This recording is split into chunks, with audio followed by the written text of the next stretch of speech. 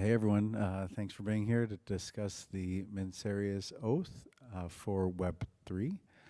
Uh, and Yusuf is here to help me out with some AES stuff. Yes, Yeah, attestations. yes, Yeah. attestations. And maybe if you're interested, yeah, some questions about what I'm up to here. And Okay, sure. Yeah, I mean, I heard you talk about it and you compared it to the Hippocratic Oath. So can you tell me what it is more precisely? yeah, there's a little right up here also. So if you go to this link, you can read about the Mensarius oath. But the Hippocratic oath is what doctors sign so that they don't harm people. Doctors engage with Mm. people in very vulnerable uh, positions, and so it's important that doctors have a very strong integrity and ethical values. And so this is the venture capitalist, a subset of the venture capitalist community, recognizing that venture capitalists are similarly positioned Mm. in a very powerful, yeah, and so it's important that integrity, and in fact that's the very first word in the Mensarius Oath, the word integrity. So Yeah. it's Latin for banker or financier, and it's a way that VCs can reflect on decisions and act in the most pro-social way possible. VC does create a huge amount of impact, and so it's in everyone's best interest that VCs continue to do that impact and do so in a way that is pro-social and ESG and all that good stuff, which I know that VC Lab cares about quite a bit. And just some context, VC Lab, Adeo, who founded it, he created the SAFE agreement, and then YC has made that very popular as the main investment vehicle, at least in U.S. VC, so things can move at breakneck speed. So he made that, and then so he's the founder of VC Lab, uh, and according to them, the stats they have, over half of all new VCs go through their program. So it's also Okay. very important to see if we can uh, be aligned with them, our movement, the VCs in our environment. So that's why I've brought this to our community. Okay, yeah, makes sense. So the idea is that you would like to have a way for people or for VCs to attest or give the oath, sort of with current technologies and the technologies that we already use in our communities, right? Yeah, yeah. So if looking at the instructions here, the instructions are tweet it and then type in serious oath. Well, I know a few people that aren't on X anymore because of political dynamics. So that's also far from an Oh, attestation. Yeah. yeah. And then one thing that also, so we were X was our in VC Lab in the Emerging Institute, very first cohort, and that it was an amazing opportunity, but at some point VC Lab decided, because we're in crypto and Web3, that um, we were too, they didn't use the word sketchy, but we're too sketchy to be in being in crypto and Web3 for their program. So listening to Adeo and his philosophy, he's very much focused on ensuring VCs are high integrity. And so I am aware of what Web3 has done, especially in the beginning of this year, why VC Lab could switch. This was around February, end of February, where they made this decision thinking what was going on politically. They decided, actually, crypto and Web3, we don't want to be involved with them. This was Mm. during the Libre token, all those. Yeah. So, in fact, yeah. When I don't, not to get into it. We have our subculture within Web3 is definitely very pro-social, very regen. I mean, that's how we define ourselves in a lot of ways as the as degen is one way of being, where we're focused more on on um, on having high integrity, ethical values. So I'm bringing this to our subset community of VCs within Switzerland and friends of Zwitz VCs, and to determine if this is an oath that we want to ascribe to, and then also move, potentially add to it. So, for instance, I personally, I'm not seeing so much exstitutional aspects to this oath, and that's a major part of distributed ledger and cosmolocalism is exstitutional structures as well as the institutional structures. And so, for instance, rage quit and joy fork, those are concepts that we might want to put in our Mensarius oath. So exit, having the right to exit and be supported by the wider community to exit, because being an outlaw, being the right to be an outlaw is not actually the right to exit. That's high cost. So, for instance, being debanked, that's an example of not really actually having the right to exit. Yeah. So the first step today is setting up the attestation. So it's far better than a tweet. And then we'll discuss whether we want to turn that into a Switzerland attestation, not just an EAS one, but one that we've have on our. I think it's within Zulink, or I guess we're both need to learn a little bit more about what we've innovated on the Zwitz attestations, or do you know a little bit more about that? I mean, the interesting thing about like EAS is that you can kind of create your own schema, and in the schema you can put the oath, the version, if you expect it to maybe evolve with time. And then once you have it, you can send it to anyone, and if they have an address, they can just sign it. They can put the signature on chain if they want, but they can also keep it off chain and put it like on. They can post the link to the signature on Twitter, for example. They can post it anywhere on their website, and people can click and verify that they signed it. And the interesting thing is that because it's like a signature that's very easily verifiable cryptographically, you can also put it in things like ZooPass or anything that can verify signature. So, you can also just like, if you just make the signature directly on EAS scan, their kind of their base front end, they generate you a link that has the signature inside. So you don't need really to host anything. You can just have the signature, put it on a business card, put it on your phone, anywhere. It's very easily verifiable. And if you don't even want to use EAS scan, you still have the signature. It's you don't have to use the website to show it. You can show it wherever you want. And so if you want to keep the tradition of posting it to Twitter, you can also post that to Twitter. It's very easy. That's great. Yeah. And then so what I'll probably advocate for within our community is VCs that get access to our data rooms and other investment opportunities that they have an attestation that then is a key to you can do that. Yeah. You can go even a bit further. Like, you can also, when someone attests and puts that on chain, you can activate a smart contract in response to that. So, for example, minting an NFT that gives access to a website with the portfolio companies, or I don't know what VCs do in general, but you can make it a key very easily. Yeah. Great. So the next step then is, I'll share what OpenAI says about the Mensarius oath, just for the sake of posterity. So similar to what we were just talking about. This is interesting, though. It was developed in 2014 by the young global leaders in the WEF. Conscious capitalism. Yeah, that's a term I have heard before for impact investing in the traditional finance world. But yeah, there we go, ESG right there. So what we want to do is, we're DeFi. We want to show that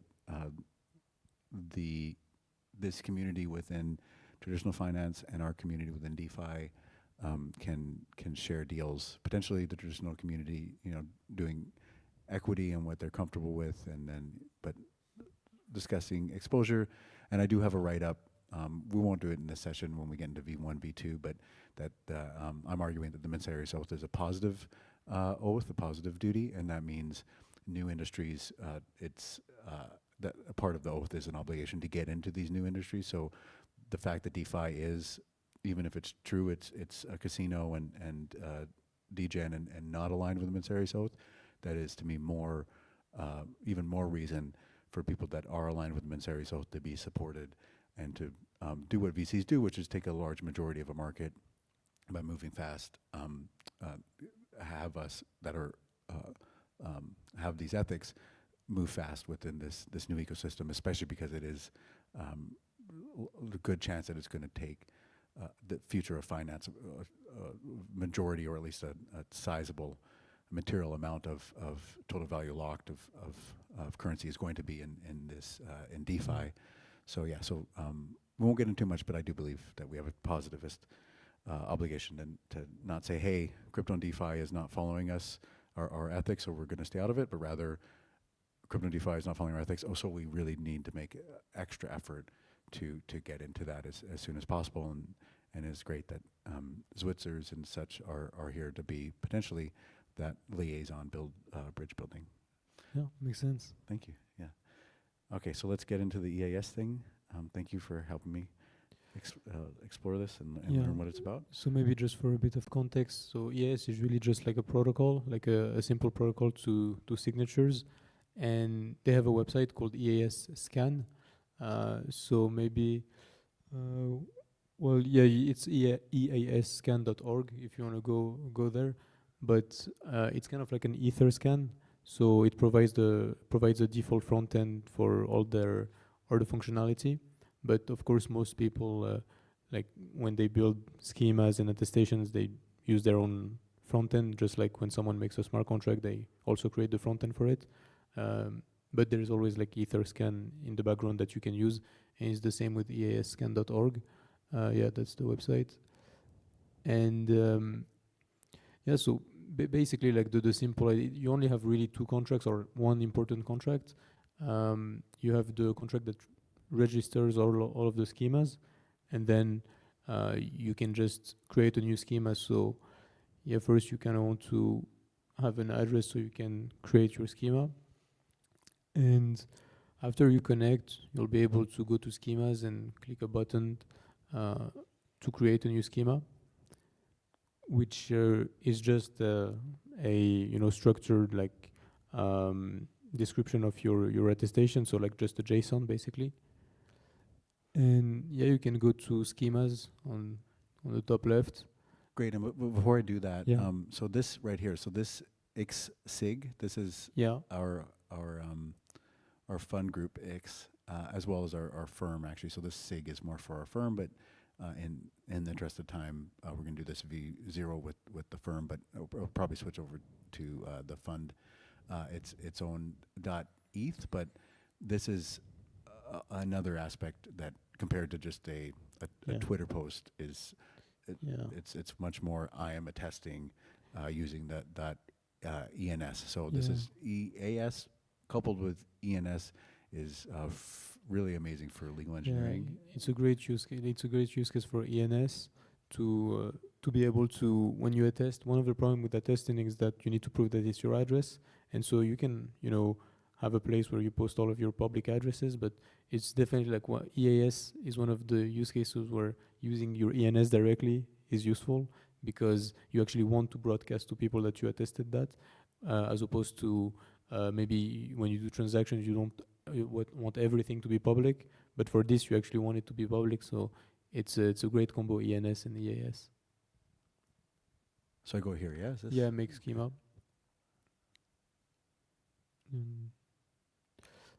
And so here you just have you can create your own JSON. So basically, for the oath, it could be two things. It could be two attributes. The first one would be version, maybe version 0, if you anticipate that it might evolve with time.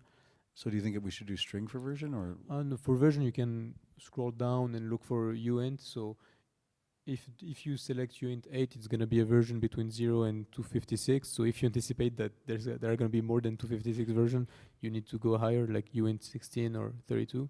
But you can choose uint 8 here, and version, or you can just put version. And when you are going to create the attestation, you're going to put 0. You can add a field, and this one maybe you can call it right below. You can call it maybe oath, and this one is going to be a string. Okay, and then let's look at the oath.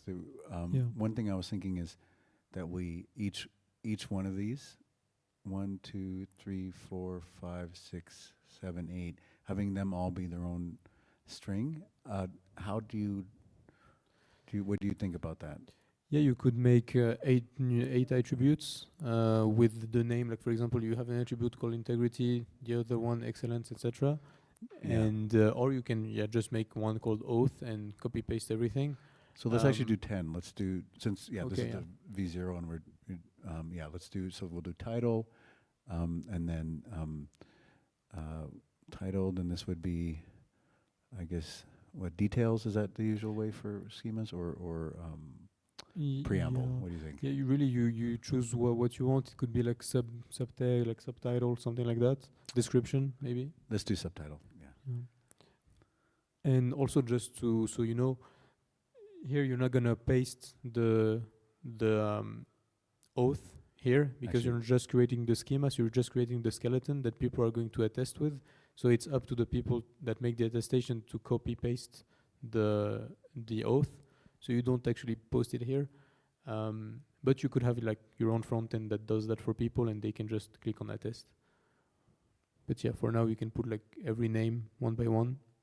Is that how you spell description? Yeah. Okay. And also for the type, you can choose string. Oh, yes.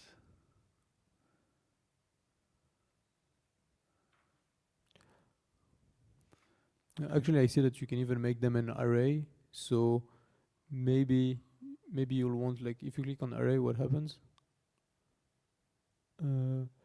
Yeah, no. Let's just do it like the first way we talked. So yeah, one attribute per word. But you could refine it and like have an array instead.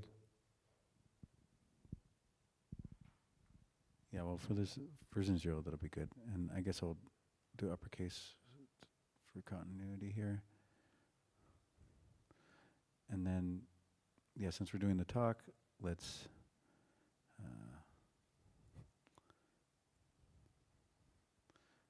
describe what they are here as we go over them. So integrity is, okay, the Mensarius Oath. The title is the Mensarius Oath. Description is, as a financial professional investing with personal or investor capital, I pledge to uphold these values. If determined by myself or a panel of my peers, so for panel, governance, Web3 governance, we could make a panel. We'd love that. That I have, and there's no panel that I know of, by the way, for the Mensarius Oath yet, that I have violated these values without reconciliation agreed between all involved parties, then I will voluntarily leave the industry. And I just want to emphasize that reconciliation, I really personally like this, especially executional sensibilities. Reconciliation is, it doesn't mean parties agree, but at least they, like when you reconcile a ledger, you might actually find errors, but it's just, you know where the differences are. So I'm personally very happy that that one is there, but we'll have to have a wider conversation within our community. So yeah, first one, integrity. I vow to invest with integrity, ensuring that my actions benefit humanity and consciously avoid harm to any parties. So that's one of the reasons I believe this is a positive oath, because consciously avoid, these are positive obligations. They're not passive or negative rights, and so that's getting into like constitutional law theory a little bit, but yeah, basically if a government has a positive obligation, then like say to human rights, then it actually has to act. It's not enough that it, but a passive right is that, it should not act. Like habeas corpus is more a passive right, as it shouldn't imprison us. Oh, actually, we don't need to share that. Okay, next one is excellence. Yep. So excellence. I commit to maintaining the highest professional standards, setting an exemplary ethical benchmark in finance. Yeah.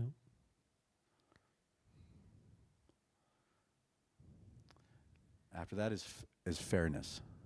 Fairness. I endeavor to be fair in all my dealings, standing against abuse of power. Again, that's a very positive way to describe. Unfair advantage, seduction, corruption, or mistreatment. Just want to highlight the seduction for VCs. Okay, equity. Did you put the fairness in the schema? Oh. No, not yet. Oh, thank you. Yeah, okay.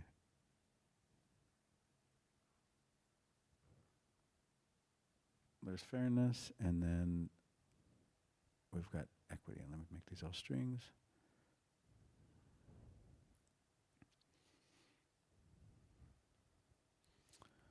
Equity. I pledge to promote inclusivity and equitable treatment in all financial endeavors, consciously working to reduce inequality. So yeah, we can see, it's nice to know that history, that it's a conscious investment. Now I understand why conscious is put in there so much. Will AI become conscious? Is it already conscious? Okay, so now respect. I promise to treat individuals and opportunities with the respect and the attention deserved in business interactions. So I actually personally, DAOs, and we had a discussion yesterday about DAOs and fundamental operations and competencies DAOs need to have, and one of those is this. I find many DAOs problematic because there's not someone who can countersign and who can negotiate on behalf of the DAO. And so what ends up happening is a lot of opportunity costs to people that are doing proposals rather than negotiations between parties. They spend a lot of time. It's almost, when at its worst, it's the worst of a public entity and a private entity, because it's like a public entity where you just send in a proposal, but it doesn't have accountability like a public entity does. And yeah, so because it's private entity, where private entities, one negotiates back and forth and signs letters of intent and all those things that keep opportunity costs down, and at least have compensation if they're unreasonable. So yeah, specifically that's attention, and so that would be dereliction, would be the underlying problem that I do see in DAOs. So from a DAO coalition perspective, I'm taking note of that. Okay, transparency. Yeah. And if you have any thoughts, please just chime in. Yeah. Yeah. Transparency. I affirm to be transparent and honest in dealings with investors, founders, and colleagues.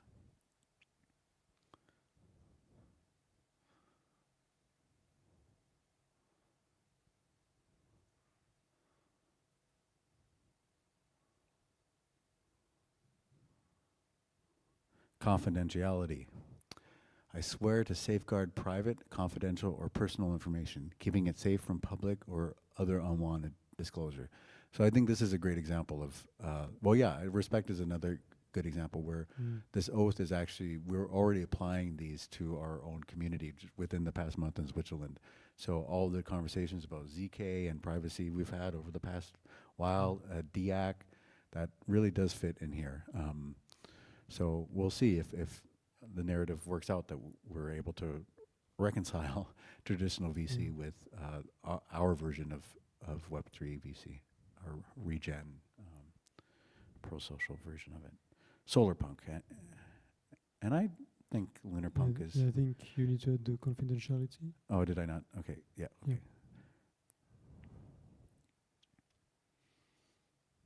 What do you think while I'm doing this? Do you think Lunarpunk and Solarpunk are both pro-social? Neither are. What are your thoughts on how pro-social regen, being It good? looks very I think it's very aligned with what people here are looking for. I think it makes sense. Like, a lot of people would agree with each of these paragraphs, and I'm wondering, how the narrative can go for this. It does make sense to me. I didn't know about it before, but it resonates with a lot of the discussions we've had here. Oh, great. And so do you think... I'm wondering, even from your legal perspective, if let's say someone has a public ENS and they sign this, do you think there is any link, there could be any link to the judicial system, or is it more like a signal that you want to send to the industry?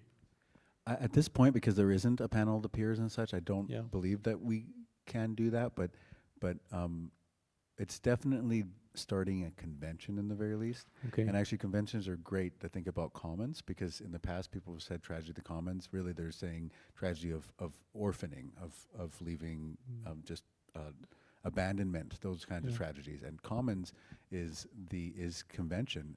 And for instance, the House of Commons in the UK legislature, it doesn't have a constitution; it has convention, and so that has been around a very long time in antiquity, and we do see very important legislative bodies still actually embodying that. Yeah. And so the nice thing about convention is it does have a lot more fluidity. It's almost like oral law. It isn't as codified. It has vagueness included in it, and so it allows for that political flexibility. So yeah, this is definitely at the very early stage, creating norms towards a convention. And then where I'm applying legal engineering, the scientific method, is that's a posteriori. We do that here. Okay. And so then we see, does this provide the certainty that we want? And then we can codify it and be because it achieves a priori. And then we could do something like, it would be more arguable that taking somebody to court, that makes sense. I mean, that's not traditionally how things happen. We'll see how this unfolds. But in the very least, yeah, we're creating a norm on the way to a convention with these attestations. Yeah, the ideal would be that it becomes a sort of a normal convention, like just an implicit almost convention. And would you like maybe do you think a positive outcome of this would be, for example, founders looking when they're looking for VCs, looking for people that are maybe on the registry that are tested? Are you looking for something like that? Yeah, I very much believe Okay. that. I believe this can help Switzerland because Switzerland's considering investment. Prospera has taken a VC investment as cities, and so that's very that's a new. There's concerns with that kind of capitalism for where we live, and this can be a way to assuage those concerns. Have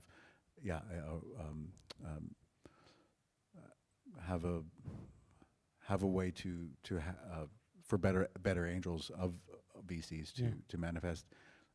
And I'm very much hoping that everyone we work with will follow what we consider the more tailor fit to our community, but this level of ethical standard, baseline standard.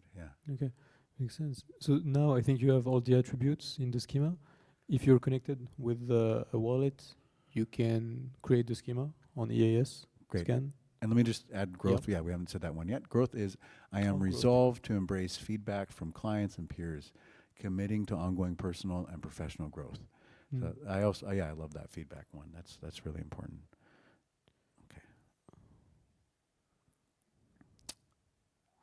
And no worries if you don't want to answer, but out of curiosity, do you think there can be antisocial lunar punk? Well, I don't know enough about about it to answer. I just think that any movement or in general can always drift. So just a quick explanation. Yeah, you don't need a resolver address, and is revocable just means that if someone attests with that schema, they can revoke it at some point. But yeah, and to answer your question, I think any movement can drift if people are not intentionally keeping the line they wanted to have. Like there needs to be like some sort of flexibility to evolve with the world, but also it can drift, and so you always need to be careful.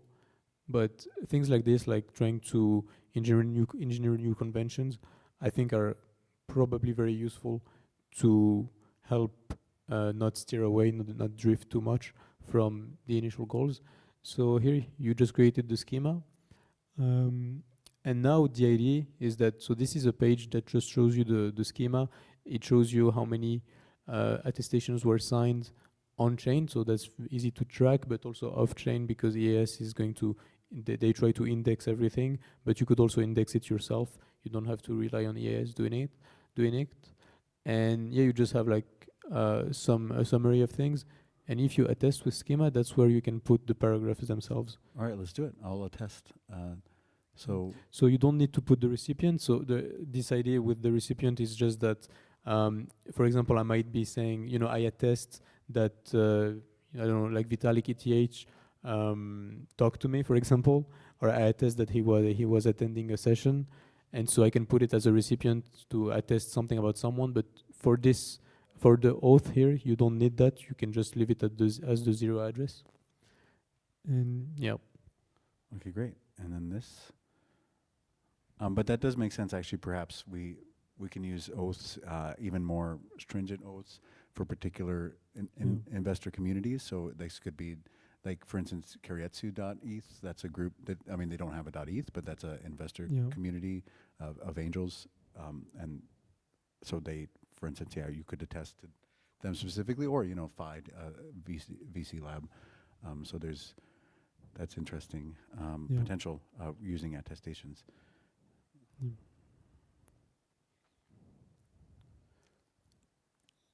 So maybe you only want I vow to any parties. Yep, I'm gonna do these real quick. So this is integrity. Yeah. This is excellence.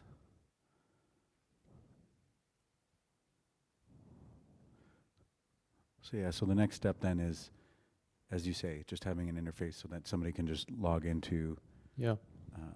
our front end. This will all be filled out already, and then they'll just do the next step I'll show in a second when we're ready.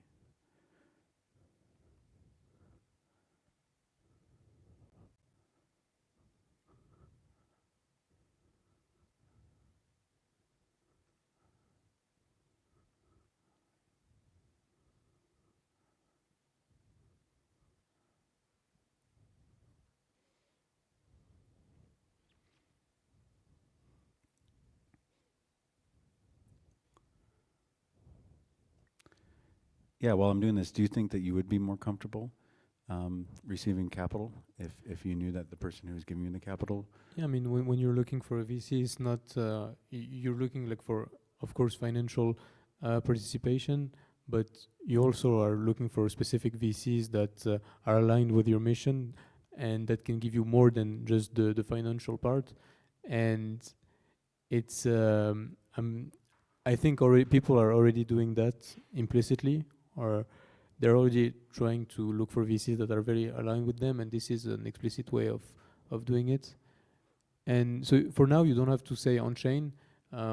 Like if you do it off chain, it's you get like a basically this, you have the signature, and you can do whatever you want with it. You can post it on chain after, but for now, so basically, if you do it off chain, you just sign a transaction. There are no transactions on the chain. You just sign a signature, not a transaction. Well, I'll do this And one on chain, you know, yeah, just let's see. for the sake of it. But so if we do it off chain, it doesn't cost anything. Is that correct? Yeah, it doesn't cost anything. It's just a EIP 712 signature.